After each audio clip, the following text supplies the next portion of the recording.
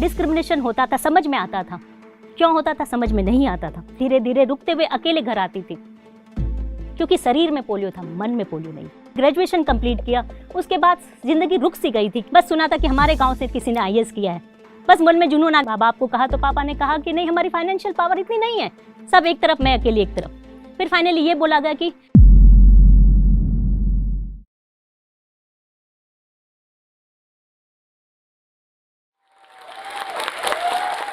घायल परिंदा है तू, दिखला दे जिंदा है तू, तुझमें है हौसला, तेरे जुनून के आगे अंबर पनाहे मांगे, कर ले जो तू फैसला। ये लाइनें कुछ मुझे भी सूट करती है। मैं ऐसा सोचती हूँ, जब मैं अपनी आंखें आसमान की तरफ देखती थी तो मुझे ऐसा लगता था शायद मैं कुछ नहीं हूँ, क्या करूँगी, कब बनूँगी, क्या होगा, कब पहचान होगी। मैं Sarika Jain, chartered accountant, IRS, deputy commissioner of income tax, posted in Mumbai. सुनने को बहुत अच्छा लगता है, पर ये जर्नी इतनी आसान नहीं थी। बहुत धीरे धीरे चली, बहुत उतार चढ़ाव, ऊपर नीचे जाती रही, पता नहीं फ्यूचर क्या होगा। 2 साल की उम्र में पोलियो हो गया। एक ऐसे शहर में जन्मी, काटावांजी, उड़ीसा का एक छोटा सा कस्बा, Orthodox Marwari family, joint family, जहाँ पे माँ बाप को भी नहीं पता ये पोलियो क्या होता है। डॉक्टर्स को लगा मलेरिया है, इंजेक्शन दे दिया, 50% बॉडी काम करना बंद कर दिया। 1.5 साल तक कोमा की स्थिति पे बेड पे पड़ी रही। माँ ने हार नहीं मानी, बाप ने हार नहीं मानी। उन्होंने कहा नहीं, हम बच्चे का केयर करेंगे, मालिश किए, हर नीम हकीम सबके पास लेके गए, पर पता नहीं आगे फ्यूचर क्या होगा। 4 साल की एज में मैं चलना वापस से सीखी, लड़खड़ाते हुए, गिरते हुए, भागते हुए आगे फिर से मैं चलना शुरू किया। स्कूल के लिए जब वो परेशान हुए, एडमिशन नहीं मिल रहा था, कोई भी स्कूल इस बच्चे को लेना नहीं चाहता था। समहाउ कहीं एक स्कूल में एडमिशन मिला। बहुत ज़्यादा तो स्कूल की बातें याद नहीं आती, पर इतना याद आता है कि बहुत संघर्षपूर्ण था, मेरे लिए आसान नहीं था। स्कूल जाती थी, रास्ते में कुछ बच्चे खेलते होते तो वो चिढ़ाते थे, लड़खड़ाते थे, एक्ट करते थे और पत्थर भी मारते थे। इग्नोर करती थी या उधर नहीं देखती थी। ऐसा लगता अगर आज मैंने इनको देख लिया, अपने आप को रोक लिया, तो मैं कभी आगे नहीं बढ़ पाऊंगी। वो 4 किलो का बस्ता, वो 1 किलो का टिफिन, वो 1 किलो का पानी बोतल आज भी याद आता है। जब मैं निकलती थी स्कूल से घर जाने को, लंबा सा सफर लगता था, कोई साथ चलने को तैयार नहीं होता था। धीरे धीरे रुकते हुए अकेले घर आती थी, क्योंकि शरीर में पोलियो था, मन में पोलियो नहीं। कभी आवाज़ भी नहीं उठाई, नहीं कभी मम्मी पापा ने समझा कि ऐसी कोई प्रॉब्लम होती है, क्योंकि उनके लिए मैं कोई डिसेबल बच्चा नहीं था, एक नॉर्मल बच्चा था। एक नॉर्मल बच्चे की तरह ट्रीट करते थे। डिस्क्रिमिनेशन होता था, घर पे तो नहीं हुआ, डिस्क्रिमिनेशन होता था, समझ में आता था।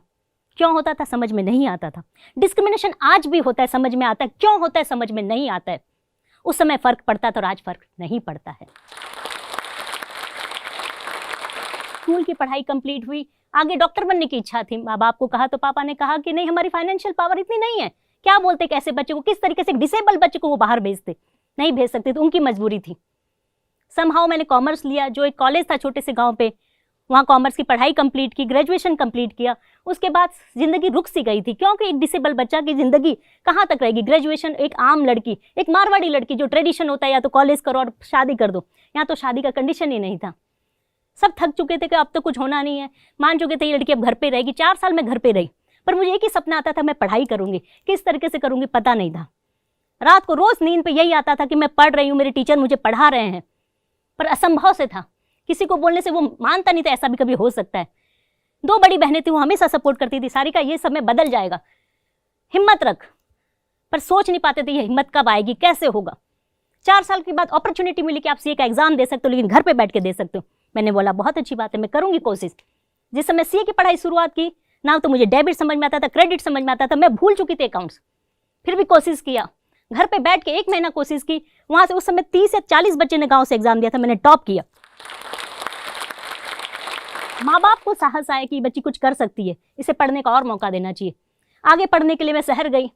शहर पे इतना बड़ा शहर था, पहली बार तो मैं 1000 बच्चों को देखा। कहाँ छोटे से गांव में 50 बच्चों के साथ पढ़ी हुई। बहुत मेहनत की, ऐसा नहीं कि जिंदगी में स्ट्रगल नहीं करना पड़ा, पर मुझे कभी समझ में नहीं आया कि स्ट्रगल क्या होता है। वो आम लोगों को दिखाई देता कि हमारा शरीर काम नहीं देता, लेकिन मन में कभी नहीं था। मन से अगर हार जाती तो मैं आज हार जाती। सीए कंप्लीट हुआ, मैंने 6 महीने पहले कंप्लीट किया और मुझे अपने ही कोचिंग इंस्टीट्यूट में बेस्ट स्टूडेंट का अवार्ड मिला। उस समय मैंने टॉप किया। वहाँ के टीचर ने 3 साल के बाद मुझे पहली बार बोला कि सारिका तुम्हें देख के हमेशा एक बात याद आती थी, जब ऐसी लड़की पढ़ने आती थी तो हमें लगता था कि हमारा 100% देना पड़ेगा। हमें तकलीफ होती थी जब तुम 3 फ्लोर चढ़ के आती थी, और हमने तभी सोच लिया था कि हम नया कोचिंग बनाएंगे तो एक लिफ्ट लगाएंगे, उसका नाम सारिका लिफ्ट रहेगा। आज भी उस लिफ्ट को देख के तुम्हारी याद आती है। आज भी हम अपने बच्चों को प्रेरणा देते, सिर्फ सीए नहीं बनना, हमें सारिका जैसे बनना है। सीए बन गई, घर पे खुशी का माहौल छा गया, क्योंकि किसी ने इतनी पढ़ाई नहीं की थी हमारे घर पे। तभी मन में एक ख्याल आया कि किसी ने मुझे ट्रेन पे बताया ऐसी बातों बातों में कि आईएएस कोई चीज़ होती है। मैंने कभी कोई ऑफिसर नहीं देखा था, कभी किसी से बात नहीं की थी, बस सुना था कि हमारे गांव से किसी ने आईएएस किया है। बस मन में जुनून आ गया। मैंने पूछा क्या होता है आईएएस, क्या करना पड़ता है इस आईएएस बनने के लिए? कुछ नहीं, बस पढ़ना होता है। तो मैंने बोला हाँ, मेरे पास कैपेसिटी है पढ़ने की, मैं कोशिश करूँगी।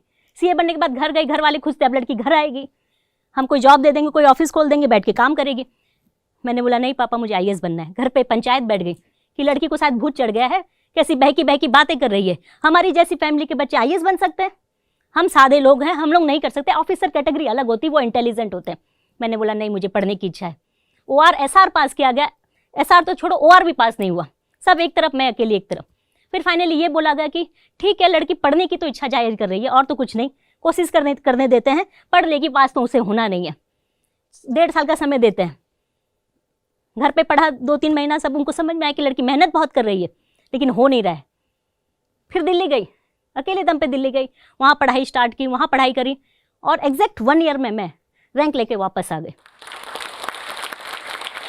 यूपीएससी की लिस्ट में मेरा नाम आया, सबका नज़रिया चेंज हो गया।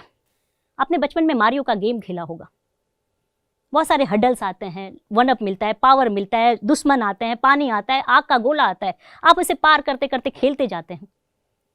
अगर आप सोचिए ऐसा मारियो का गेम जिसमें कोई प्रॉब्लम नहीं आए, आप खेलते जा रहे, चलते जा रहे, गोली का पावर मिल रहा है, 1-अप मिल रहा है, आप खेलेंगे? नहीं खेलेंगे, क्योंकि आपको मज़ा ही नहीं आएगा। जब तक आपकी लाइफ में चैलेंजेस नहीं होंगे, आपके गेम में चैलेंजेस नहीं होंगे, आपको गेम नहीं मजा आया तो लाइफ कैसे मजा आएगी? लाइफ का एक्सपीरियंस मेरा ये कहता है कि जिस तरीके से सीता की अग्नि परीक्षा एक बार हुई थी, हमारे कैटेगरी के लोगों की हमेशा अग्नि परीक्षा होती है, और एक रेसिंग हमेशा लग जाती है बिना कोई रेसिंग के, और ख़त्म होने से पहले हमें डिक्लेयर कर देता है कि आप लूज़र हो। पर आपको डिसाइड करना है, या मुझे खुद को डिसाइड करना है, या मैंने खुद डिसाइड किया कि नहीं, ये मेरा अंत नहीं है।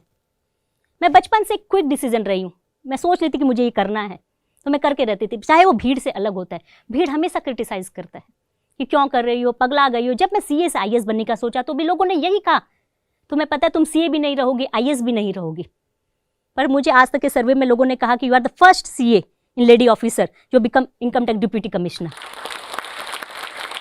उड़ीसा के छोटे से जगह से पली हुई, जब मैं दिल्ली में प्रिपरेशन करती थी, इनिशियली मुझे लगता था कि मैं एक छोटे से गांव में पढ़ी हूँ, काश मैं कोई यूनिवर्सिटी में पढ़ती, कोई बड़ी जगह में पढ़ती, इंग्लिश मीडियम में ही पढ़ लेती तो शायद मैं कुछ होती। लेकिन जब क्लियर किया, जब एग्जाम में लोगों से कम्पीट किया, चाहे वो IITian हो, MBBS हो, डॉक्टर हो, सर्जन हो, तो भी बात समझ में कोई फ़र्क नहीं पड़ता है।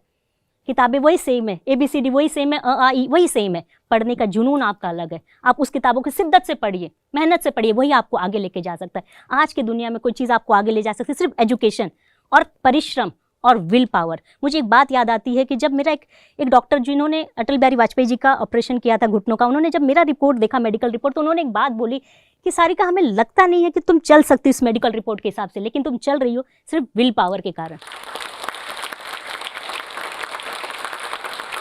और दुनिया में कोई चीज़ आपको बदल सकती है जो अद्भुत, अकल्पनीय, अविस्मरणीय, अद्वितीय कुछ हो सकता है तो सिर्फ पढ़ाई है, एजुकेशन है, सोसाइटी का डेवलपमेंट हो सकता है। लोगों की बातों पे बच जाइए, लोग तो पाँव खींचेंगे, हमेशा आपको ये बोलेंगे तुम क्यों कर रहे हो, तुम्हें क्या ज़रूरत है, तुम्हारी ड्यूटी करो।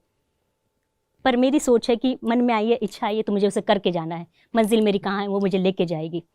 अगर रास्ते हैं तो ख्वाब है तो मंजिलें हैं तो फासले तो हौसले हैं तो विश्वास है। नीचे दिए गए लिंक को क्लिक करें और सीखें इंग्लिश बोलना जोश टॉक्स के साथ। इस वीडियो के बारे में अपनी राय नीचे कमेंट सेक्शन में हमें बताएं और अपने दोस्तों के साथ ये वीडियो शेयर करना ना भूलें।